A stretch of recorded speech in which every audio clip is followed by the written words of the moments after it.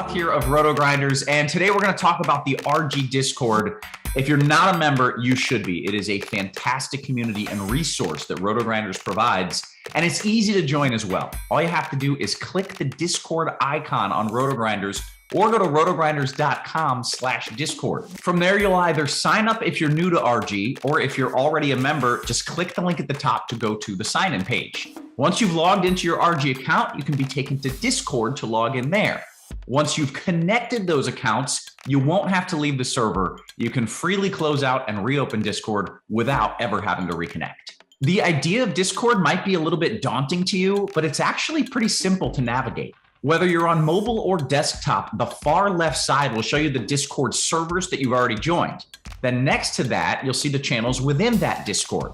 We have both free channels like Chiefs Prop Shop and our daily sport channels. And we also have premium channels like Blender's Game Theory or the Crunch Time channels. Premium members can see the difference between the free and premium channels by looking for a padlock icon next to the premium channel names. We also have a few pointers for new and experienced users alike. If you're having trouble finding a channel, make sure that you haven't collapsed the section that the channel is in.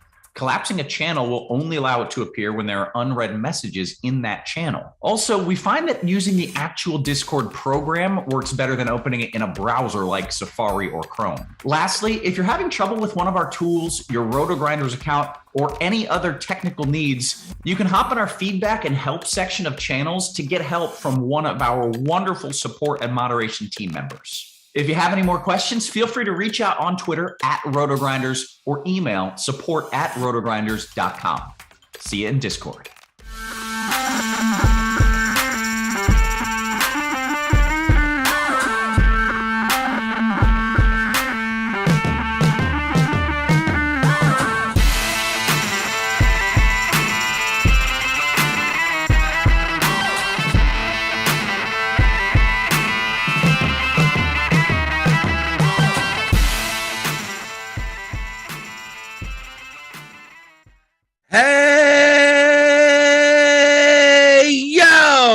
Welcome to the DFS pregame show here on RotoGrinders. I'm Jordan Cooper, a.k.a. Blender at Blender HD, if you want to follow me on Twitter. And it's Tuesday, March 15th, and we're still covering NBA basketball, pretty much. I mean, baseball's coming back April 7th. Can't wait for that. It's tired of the late swaps. Yesterday we had a ton of late swap possibilities, but everyone that was in there could have been out, ended up playing. So there wasn't that much late. So maybe the Warriors, right? The Wiggins was out. Then maybe Kuminga you could play. There was stuff going on, maybe a little bit late.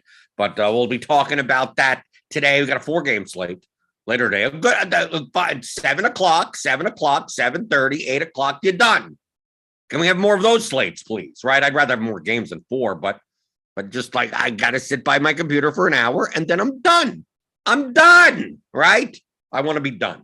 I see you guys in the YouTube chat. Feel free to, I mean, I don't know how long this show is going to be, what we're going to talk about. Feel free to post your questions, anything DFS strategy related into the chat. Suki Singh here. Early as usual, Daniel Hutchings, Infamous Tuck, Trey, Richie Smalls, Masher, Matt Mears, Grant Brown. Give me the thumbs up. Give me the thumbs up. Hey, yo. Let's see. Yesterday was like Clippers. Everything was revolved around the Clippers yesterday. Right, because everyone was out, right? Morris, Jackson, obviously Kawhi and Paul George. I barely remember they're even in the league anymore. But they had like a 9-man rotation, and 2 of them are centers. So like I played on FanDuel yesterday, so I pricing was different on FanDuel compared to DraftKings. But I played like 3 Clippers in almost every lineup, at a minimum of 2. Right? You had Amir Coffey here on DraftKings. You had Amir Coffey at 3,700. You had Terrence Mann at 5,000. You had Kennard at 4,400. You had BJ Boston at 3,000. Those are the main cultures. But Batum at 4,700. So I just played a ton of them on FanDuel. Coffey was only 3,900. Man was a little bit more expensive, and also the salary cap on FanDuel isn't as tight as it is on DraftKings. So you don't necessarily need to play like 3 cheapies in your lineup and then pay up for like Giannis and whatever in there anyway. But but most of my lineups, I had a ton of Amir Coffey. I had plenty of Terrence Mann, who was underowned on FanDuel. I mean, the biggest differences between the two sites was like Josh Hart. Like Josh Hart had a great game, but Josh Hart was like, what? He's 8,800, right? He was 8,800 with the Portland guys, right? Eubanks was 5,600. Brandon Williams is 6,500. Josh Hart was 8,800, right? Watford 6,700. But I mean, on FanDuel, Eubanks was 5,900. Williams was 5,000. Trendon Watford was, I think, the same price, 6,700 across. But Josh Hart was 6,500 on FanDuel and 8,800 on DraftKings. So way more owned there, right? Josh Hart put up 47 points, which at 8,800 isn't enough, right? 3.5% owned. But on FanDuel, he was like 22% owned, which I was kind of shocked, right? At 6,500 in the shooting guard small forward position. But those Clippers were the key, right? But you needed Mann, Coffey and Mann were fine.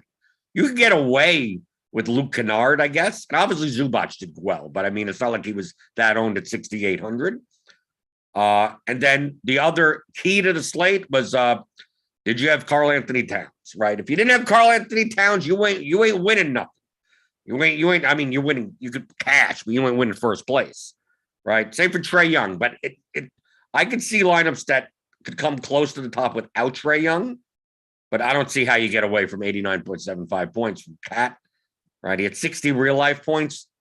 Let's take a look at the first place lineup: Trae Young, DeLon Wright, Coffey, Zubac, Mann. So 3 Clippers.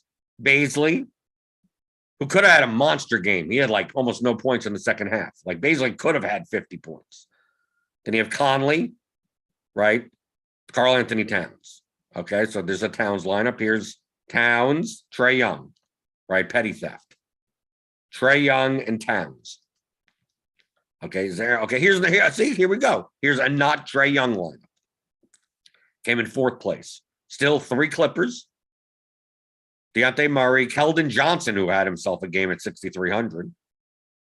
Mike Conley, I mean, he went 9x. Precious Achiuwa at 3% owned, right? Batum was the key. If we would have traded out Batum for something else, he would have swapped someone Murray, Batum to Trae Young and anyone else, he would have crushed. But here's a lineup without Trae Young, 4th place. You didn't need him. I don't know if I could find a non-Karl Anthony Town lineup up here. Here's another one without Trae Young. Here's another Murray line, very similar to the one before. In fact, it almost looks exactly the same, but it's not. Oh, this one has Kennard over Batum, right? Batum scored about an extra point. There's another Oxendale lineup, right? No Trae Young. Got Baisley, Keldon Johnson, Mike Conley, right? I don't know if I'm going to find anything that's not Karl Anthony Towns. Right, here's Dante DiVincenzo. He was a good swap late. Mann, still 2 Clippers. Trae Young, Karl Anthony Towns. Here's 3 Clippers. 2 Clippers. 2 Clippers. Yeah, if you played Clippers yesterday, you were good. Right? I don't know about playing BJ Boston at 31% owned. And also Onyeka Anganku, 25% owned on DraftKings. Like these are the guys that you didn't have to really play on FanDuel. Because like I said before, the pricing isn't as tight as DraftKings. But yeah, playing a 25% owned Anganku on a 9-game slate does not seem optimal. Seems overowned. Same for a 3. I know he's min price, but BJ Boston at 3,000, 30% owned. I don't know about that either, but we'll take a look. We'll take a look at some exposures over here. Let me pull up some people, right? So your Petty Theft had 0 Boston. Chipotle Addict had 0 Boston. And this is the fadeaway on DraftKings. The Colts at 6%. Plenty of people had. I mean, really, if you just take a look at exposure percentages, 31% owned. A lot of these guys had more than that. But it wasn't overwhelming. Amir Coffey was overwhelming. He was 60% owned, and The lowest someone had, Whistle had 56.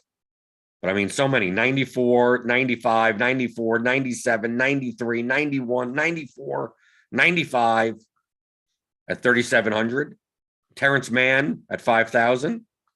Pretty much across the board. Luke Kennard, pretty much across the board. Boston is obviously some discrepancy here. Baisley, a mix, but for the most part, people had him. Ngannou, Ngannou, here's a mix. Some people over, some people, petty theft at 0. Oxen Duck, 10%. Ship my money, 10%. Jesus good, 14%.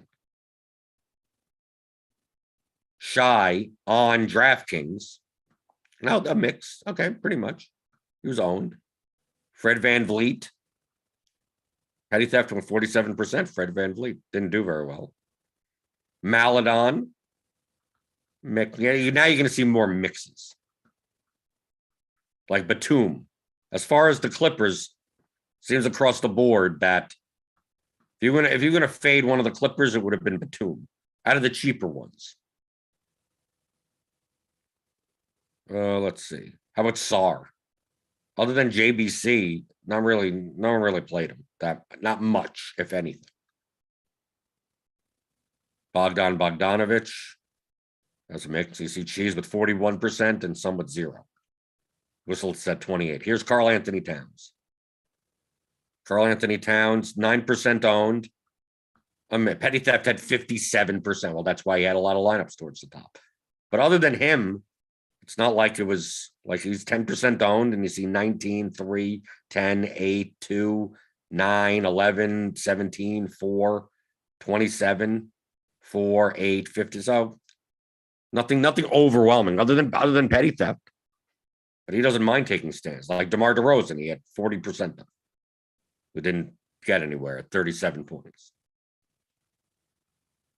That's why I like looking through it. This is what I do in the morning. Look through. I mean, this is DraftKings, so it's hard. I can't judge this based on my FanDuel play. The pricing is different. The instructions are different. I mean, Karl Anthony Towns on FanDuel yesterday was only like 8% owned. Trae Young was 22, I believe, in the Swingman or whatever, the $15 large field. I only lost like 20% last night, that's normal night. That's normal. That's right. You put $950 worth of entries, you get back like $750. And it's like, okay, on to the next day. Daniel Hutchins says the best non-Towns lineup was number 60. Okay. Did you win anything yesterday? I saw people congratulate. I saw someone congratulate you on in our Discord in the NBA channel. Did Nerdy Tenor win anything? Do we have to look at the high stakes 100K to first? Do we have to look at this? No. RBX 88 won this. Where did Nerdy Tenor win? Or was it a different sport? Who knows? Courtside special? No. I see ship my money here. Or were you ahead and then just got overtaken late or something? I don't know idea. I just saw someone congratulate him in the Discord. Oh, he won the night slate. Ah, okay. Or the late slate. You like doing that, right? Because 10 o'clock, there were 4 games, right? 10, 10, 10, 10, 30. Right. He likes playing those. So he doesn't have to stay in touch for the entire time. Right. I don't know. Sometimes you don't even play the main slate, right? Well, you did yesterday.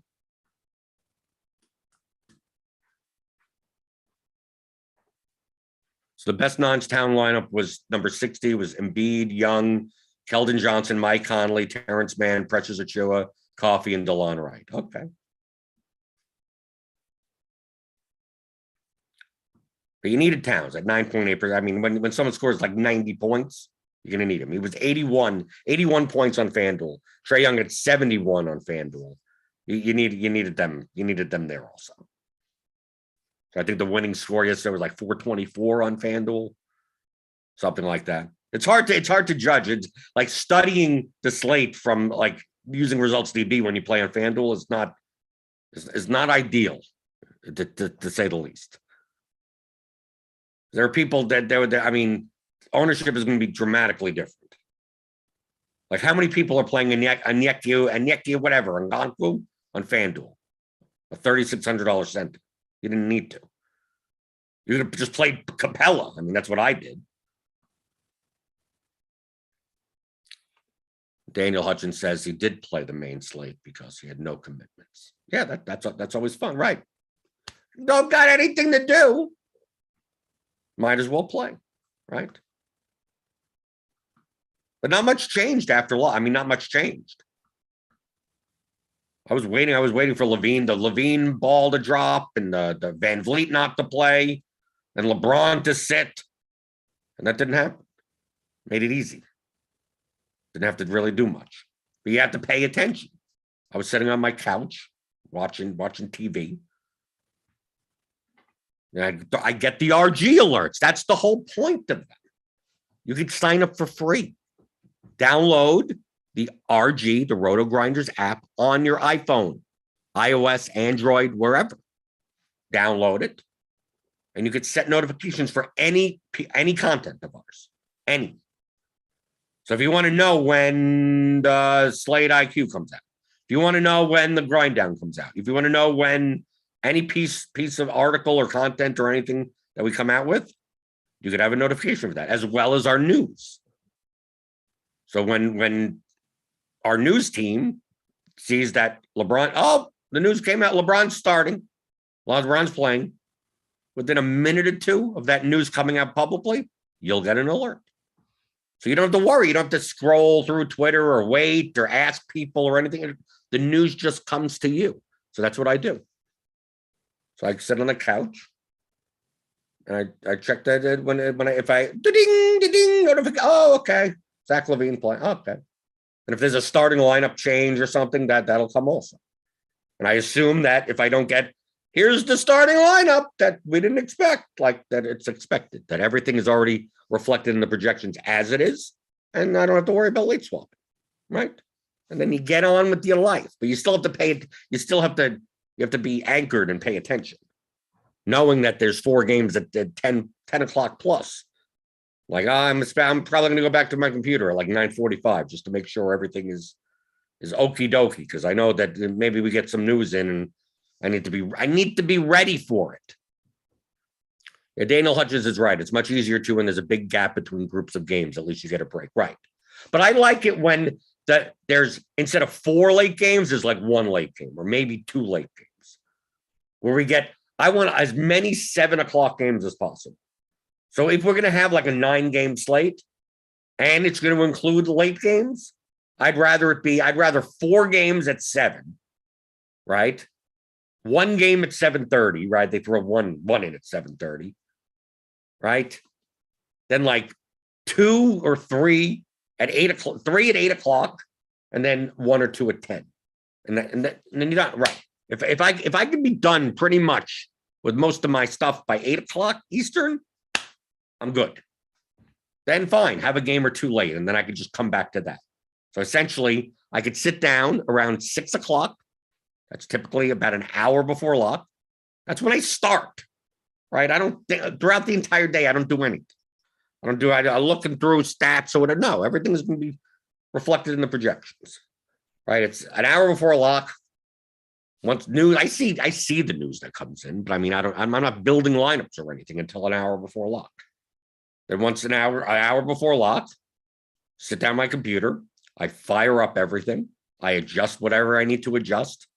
I put on crunch time for premium members here at RotoGrinders, and I build lineups, right? I play 100 lineups on FanDuel, so I'll build that. And then 7 o'clock comes, and it's like, okay, now I gotta pay attention. What am I paying attention to? Then typically 5 minutes before each game, I reload projections, reload all my information, and do I need to late swap? Do I need to add anything? Do I need to change anything? Do I need to late swap anything? So if we have all these staggered start times, I'm basically out by computer the entire night. 1 game at 7, 2 games at 7:30, 2 at 8, 1 at 8:30, 1 at 9, 2 at 10, 1 at 10:30. Yeah, this is what I get. That's why I'm waiting for baseball. Baseball, you don't have to worry about that. Baseball, essentially, you're the pet peeve in baseball is that the West Coast teams sometimes don't have a lineup out by lock, but maybe shortly after. But we have projected lineups anyway.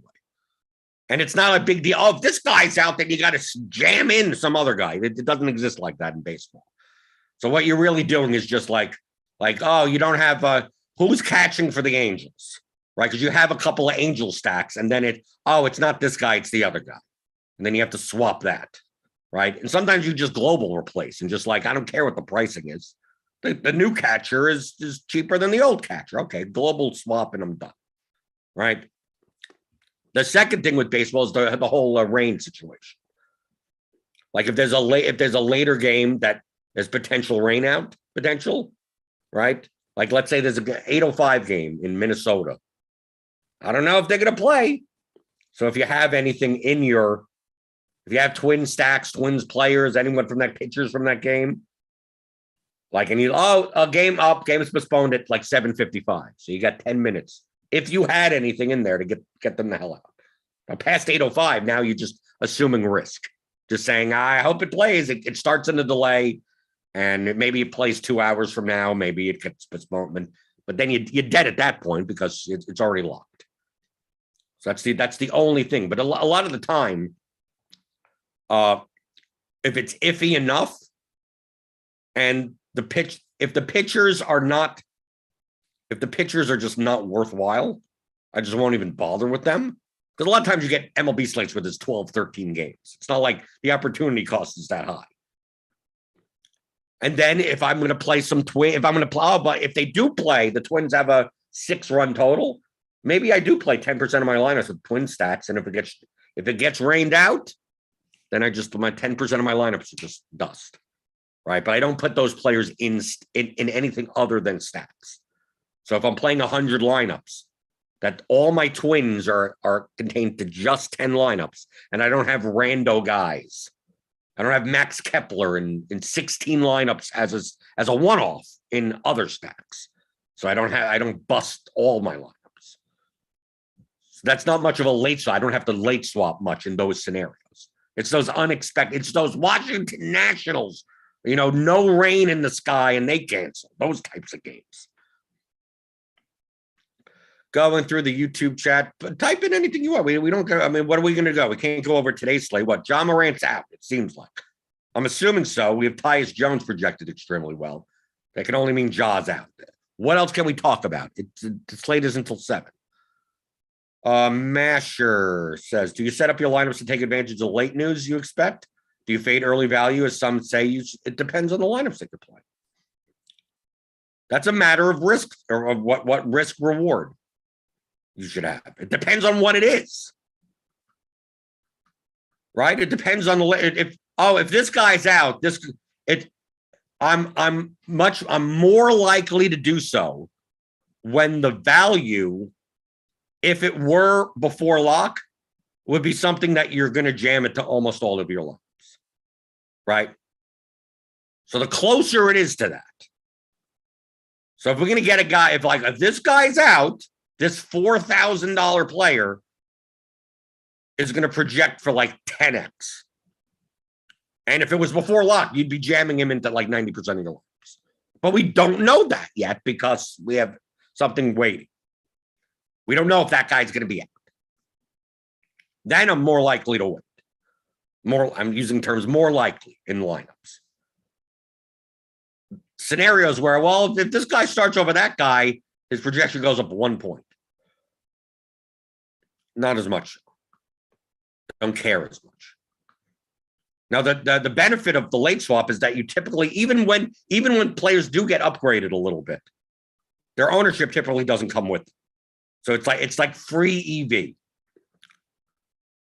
But I don't just like blindly every night. Like we see in like today's slate, the Memphis, they started at 7. So what's happening in the 8:00 game? I'm not saying that anything is happening. Let's see. Who do we have? Okay, we have McCollum is questionable. Okay. So let's use that as an example. McCollum is questionable because he's a worthwhile person to talk about. So we go to these New Orleans projections. Where we're okay, under all. Okay.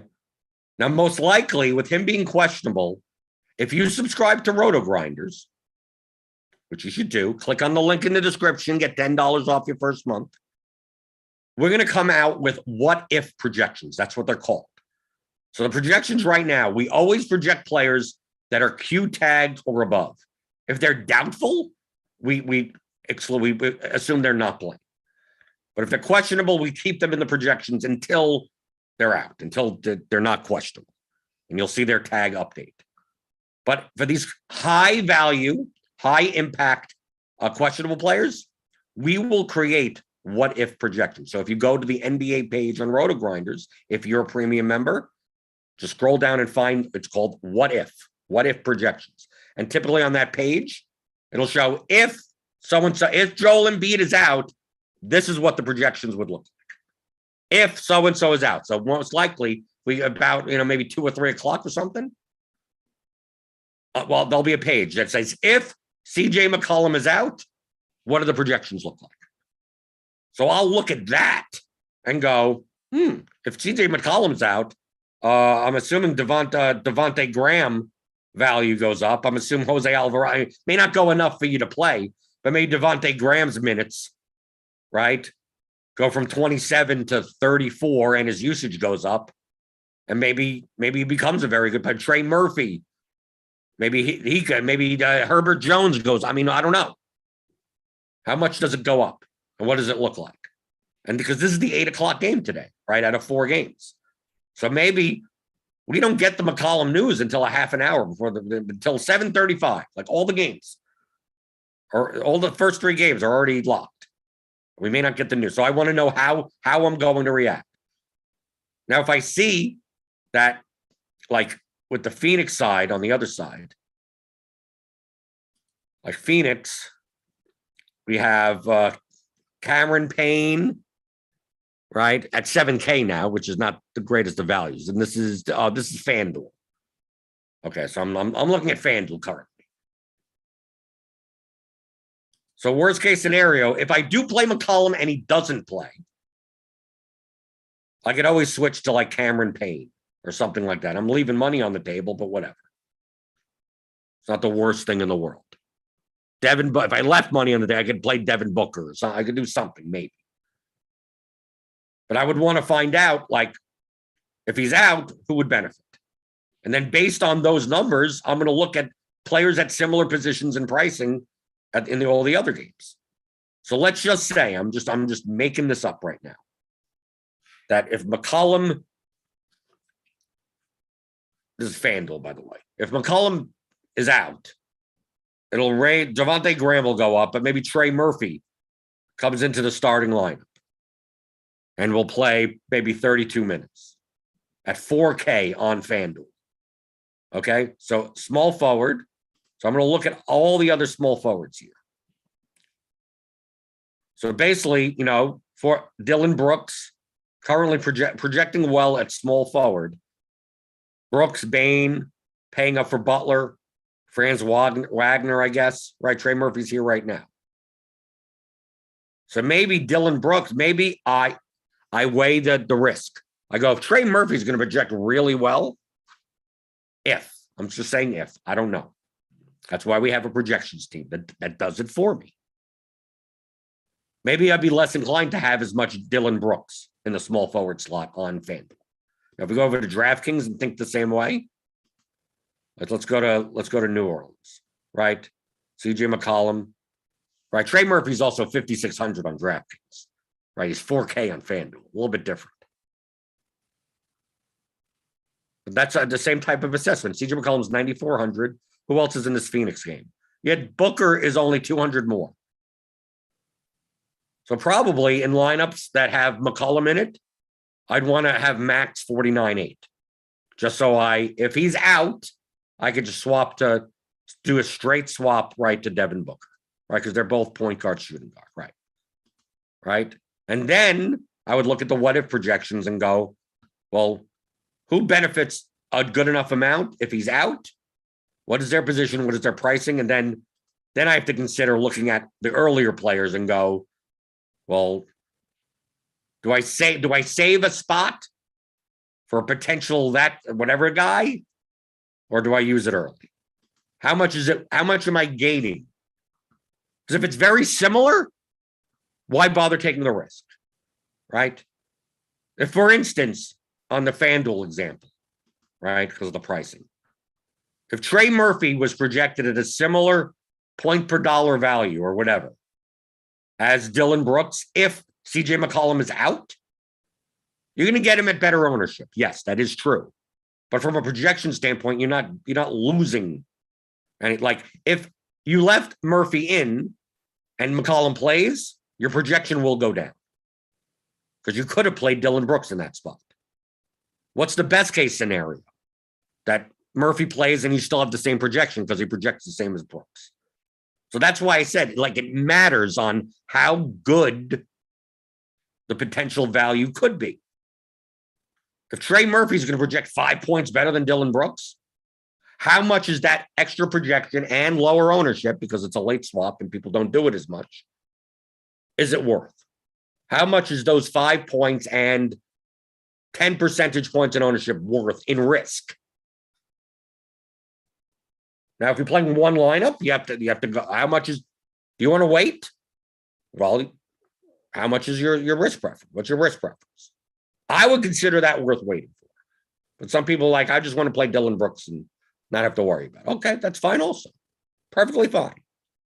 Let's say you're playing 10 lineups. Well, maybe you decide, in 2 lineups I do, and in 2 I don't. I mean, you could cut 1 lineup, 8 lineups, all of your lineups. It doesn't matter. It's a risk preference. But it's all related to how much better projected is the new player going to be if the other guy is out, comparison to what you could do early.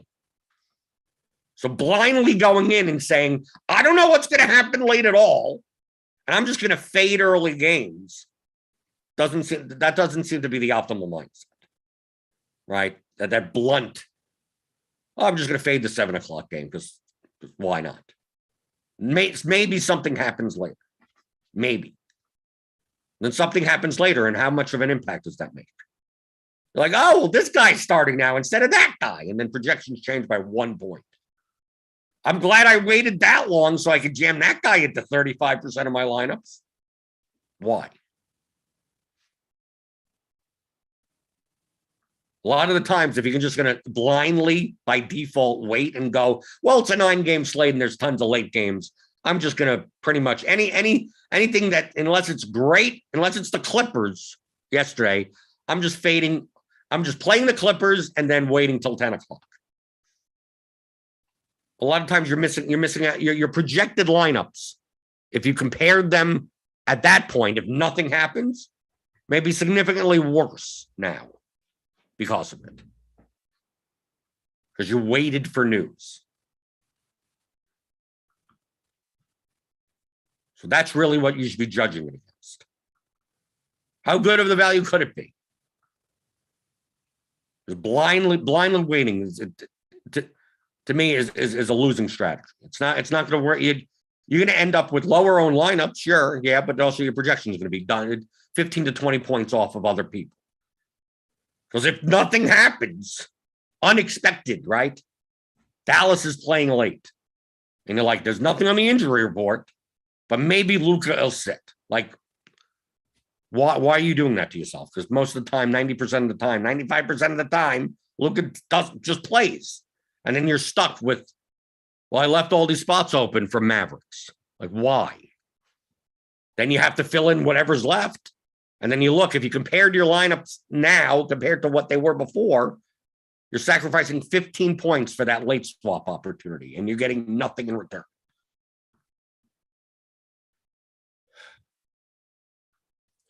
Going through the YouTube chat.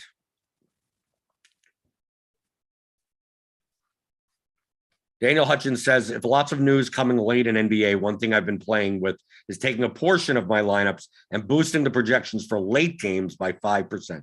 Yeah, well, I mean, you're hacking the system. That's a hack, right? You're basically, if the late games, you're putting 5%, so it's more likely to choose someone from a later game. Not that the projections are accurate, though.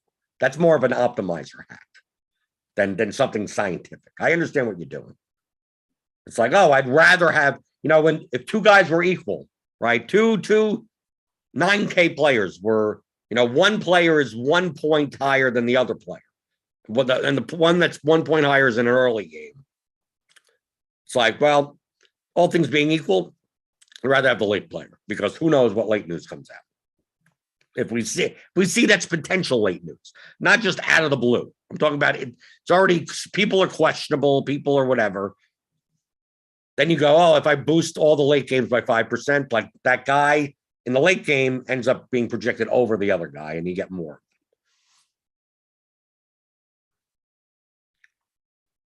Mike B is asking a question about League of Legends. I really can't answer.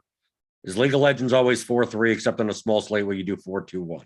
I'm going to assume it's all about the lineup, but League of Legends is I think the most correlative DFS sport there is. So I would obviously lean towards 5-4-3 lineups, but obviously in the large field contests you have to worry about duplication. I'd much rather play a 4-2-1 that's unique than a 4-3 that's duplicated 26 times. So that's to me, that's what League of Legends is. It's highly correlative, but everyone also knows it's highly correlative. There's only so many combinations on a slate. Right. It's playing League of Legends is very similar to playing like 2-game, 3-game baseball slates. Right. Where we all know it's correlative, but it's hard, making a 5-3 lineup or 4-4 lineup on FanDuel, you're going to be duplicated on a 2-game slate. It's more likely to just kind of be a little bit more messy. But on a 12-game slate, you don't have to worry about the duplication. There's so many, there's millions, tens of millions, hundreds of millions of combinations, billions, maybe billions of combinations. League of Legends, a lot of times you get like 2-3 game slate. Like, not hard. It's not hard to make 4 threes and whatever correlate. Oh, let's see. Going through the YouTube chat. Daniel Hutchinson says, better to chat here than to bore my wife to death. Yeah. I mean, I've been playing for 6.5 years. I don't explain anything to my wife. And she could probably explain DFS to new players better than the new players could play DFS. Right? She could probably teach my course, The Theory of Daily Fantasy Sports, theoryofdfs.com. It's 15 hours long. Feel free to go take it. She could probably explain some of the concepts that people don't. She probably understands it more than some people. But no, I don't talk DFS with my wife. Unless it's a sweat where I'm close.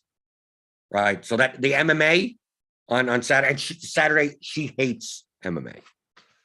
She absolutely hates it. Right. She can't stand on Saturdays. It's like, oh, you're spending 6 hours to watch MMA, because I enjoy watching it also. She hates it until you win a lot of money, and then it's okay. That's the way it is. Right. She doesn't like football. She doesn't like NFL. So like Sundays, it's like, oh, football. It's like, yeah, but $50,000. Oh, okay. Go ahead. Right. As long as you're winning money, watch whatever the hell you want. Right. So but it's the sweat type of aspect. So like I'm watching MMA, watching UFC this past week on Saturday. And I see going into the last fight that like as long as I could dodge, like 119 points from Ankalaev or like 86 from Santos or something, I'm gonna have a very nice day.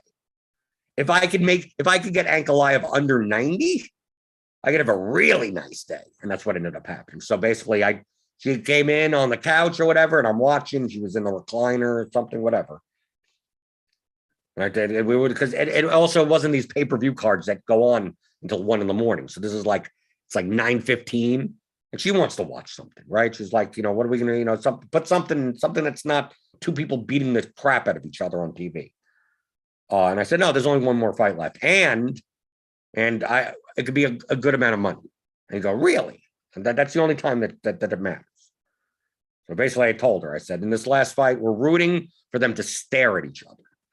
right? I don't want this guy to wrestle. He's the $9,600 main event favorite that's 45% owned, right? I have to have him score low. I want him to win, but just low. So I don't want him to wrestle. If he starts to grapple, we're rooting against that. We want them to just basically stare at each other and punch once in a blue moon. That's what we rooted for. Not like screamed or anything, but I'm just sitting there, and that's pretty much what happened. That whole fight was pretty much a staring contest. With like 2 significant strikes a minute at best. So but once the first round was over, it's like, okay, beautiful round. Said I'm still not in the clear. Second round was the same thing. By the second round's over, both fighters still have like under 10 points. So I'm like, I think I'm good, right? Barring something, so a third now at this point, I'm saying it's the third round. I don't mind if Ankalaev KOs him, right? Because if he just wins right now in the beginning of the third round, he's not going to score 90 points anyway. So why not just end it now, right? And Santos barely has any points either, right? But he's the underdog, so like I could get killed by an 85 point, 86 point him with a victory, which he probably wouldn't get in the third round either. So it's like, I don't care if the fight ends now. And then they just stared at each other for another third round. So I'm like, I'm good, right? I got to wait for the whole thing to update, right? Whatever. And then there you go, $35,000. And then now she's fine. And then I got the DraftKings crown reward. They had a whole promo for whatever level you're at. And then you just put something in your wish list or something in their dynasty store. Then I got an email that says you could spend up to 300,000 crowns in their dynasty store for nothing. So you know what I did? I gave it to my wife. It's like, there you go. Go look at any item in the dynasty store you want for 300,000 crowns or less. Now, of course, I poked her and said, let it be close to 300,000 crowns. There are some that are like, oh, you could get a pencil set for 1,000 crowns. Like, don't waste our free gift on that. And then she's been looking to get a sublimation printer or some type of photo HD photo print, and they had one. So she was thrilled. She loves UFC now, right? When is the next time MMA is going to be on, right? That's the first rule of DFS. I've taught this. It's on my YouTube channel. It's one of the first videos I've ever done. Periscopes, whatever. This was, I don't know, 4.5 years ago, 5 years ago. The first rule of DFS is when you win a decent amount the first time, you bribe your significant other. That is the first rule of DFS. That is the most positive expected value move you can make in your entire life playing DFS. You win a decent amount, whatever a decent amount is to you. If you're only playing $20, $30 a day, and you win $1,000, get a $100 gift, right? A nice dinner out, something that shows that all the time that you're putting into, she gets a reward too, or he gets a reward, right? That significant other could be anything. He, she, him, whatever pronoun, whatever it is. Inanimate object, your goat, whatever you're in love with, whoever's nagging you for why you're spending so much time making lineups, right? And watching sports or whatever. So you do that. Then the next time, and 2 months later, oh, you win some more. Okay, there's a little gift, a little nibble, right? And you think it's like, well, that's coming out of your ROI. That's not in your Roto tracker. You know, the 3% wife bribe commission. But not having someone saying, why are you spending so much time in your office, is worth it, because then you're not going to play well. Okay? It's worth it. That's the cost of doing business. Right? In 2018, I had a great 2018, almost $200,000 that year. So you know what we did? In 2019, we went on a cruise to Hawaii for 3 weeks, right? Because my wife has always wanted to go to Hawaii. But there we did it. Now shut up. I'm building my lineups. That's what you need to do. That's the first rule of DFS. If you don't do that, unless you're single, if you're single, but even how do you have a relationship? You're gonna end up having a girlfriend or some boyfriend or whatever, a goat friend, whatever. I'm using bare basic terminologies. I'm not like against any other type of relationship. Pansexual, You're multi-monogamous. You have 17 wives, including a goat. I have no idea. Whoever that is.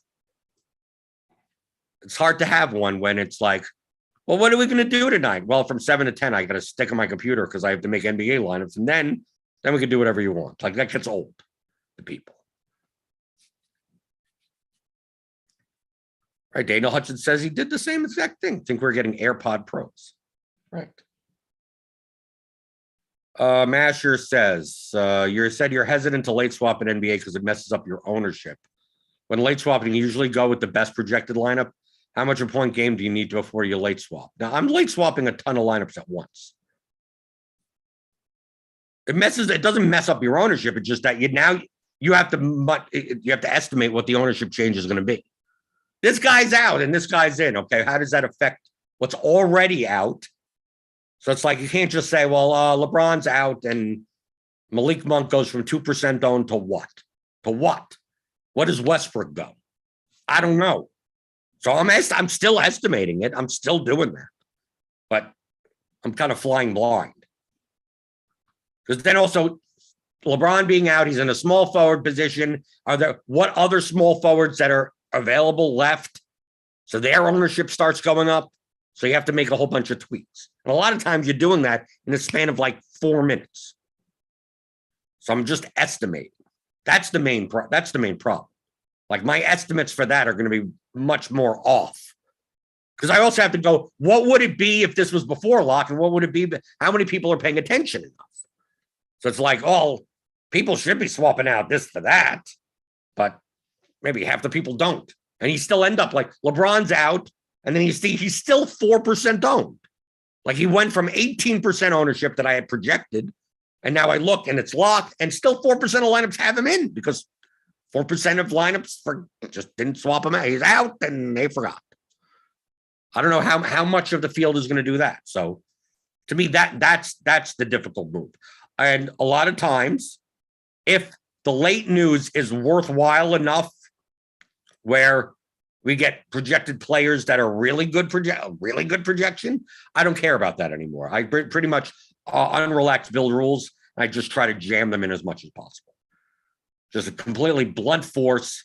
Just like this guy's out and this guy now projects for 10x. Just put him in as many lineups as possible. I don't care what the total ownership is. I don't care what anything is.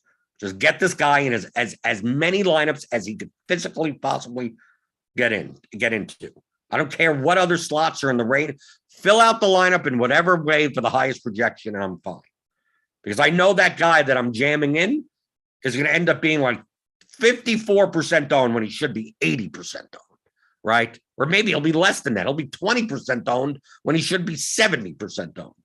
So it's like that guy provides so much relative value that it's just like, now I don't care about that. All the other things are not as important anymore than to get so many more projected points for so little amount of ownership that it'll work in literally every line. So at that point, I really don't even care.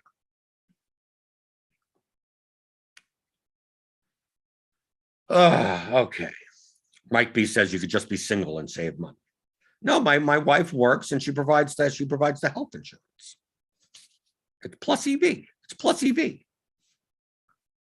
Unless you don't find relationships plus EV. I don't know. Okay. Oh, we've gone long enough. We've come to the end. We got a 4-game slate later today. 7:30, 8 o'clock. We got the Grinders live 4:45. 4:45, I think. Is that the normal regular time now? 4:45 p.m. Eastern. And then crunch time at 6:20.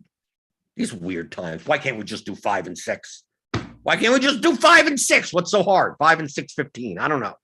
4:45 and 6:20. Right? So tune into that. Hit the subscribe button if you're new here. Hit the notification bell to know when all those shows go live. Right? The Scores and Odds YouTube channel. Grant has a show on there at 2 o'clock Eastern. Give me those thummy thumbs. Give me those thummy thumbs on your way out the door. And if you want to learn more about the concepts that I talked about, get the Theory of Daily Fantasy Sports. It's a 15-hour audio DFS masterclass that you can pick up at theoryofdfs.com. And I'll see you. I'll see you tomorrow. I'll see you tomorrow answering your DFS strategy questions as always on the DFS pregame show on RotoGrinders.com.